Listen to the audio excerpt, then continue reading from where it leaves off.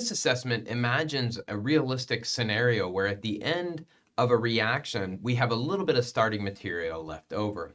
In this case, the problem tells us that we are trying to make this tertiary amine.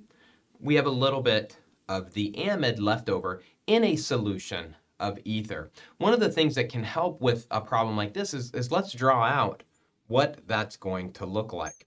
So we're going to assume we have an ether solution, a polar organic solvent. Both molecules, the residual, the leftover amide, and the amine that we're abbreviating as R3N are going to be dissolved in that solution because both are neutral. As neutral molecules, they're soluble in ether. And the question asks us, how can we remove the amine? Well, this is going to take advantage of the fact that amines are bases, whereas amides are not. So let's imagine that we add to this solution HCl and water, and we transfer that to a funnel, a separatory funnel. So there is our separatory funnel. We're going to expect to have two layers. We'll have an ether layer on top. The neutral amide will remain dissolved in the ether layer, but our neutral amine will have grabbed a proton from HCl, and so now in our water layer, and I didn't leave myself much space in the water layer, so I'll just draw an arrow. In the water layer is going to be the ammonium chloride salt. As an ammonium chloride salt, being ionic, being charged, it's going to be highly soluble in water. And so this kind of answers the questions. We now have separated the amine from the amide because we can take this and separate them into two different flasks, one containing the ether and the amide.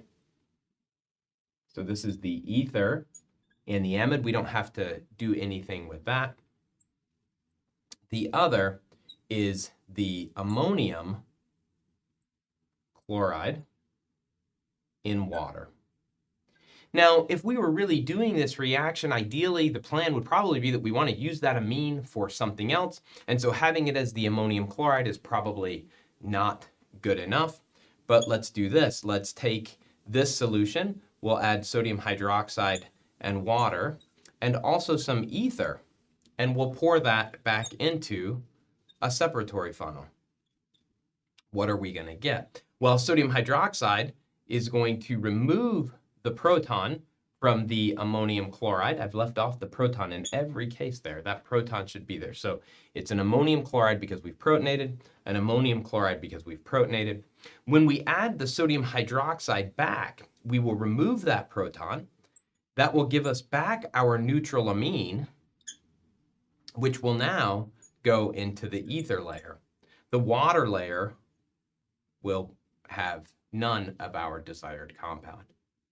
At this point, we can separate into two flasks, one containing the amine in ether.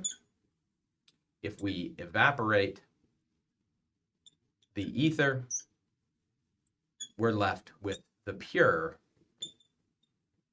amine. So we can separate the mixture of amine and amide using this acid-base extraction. Essentially, protonate the amine, make the ammonium salt. It now goes into water, separate them, remove the proton from the ammonium salt so it goes back into ether, and then evaporate the ether.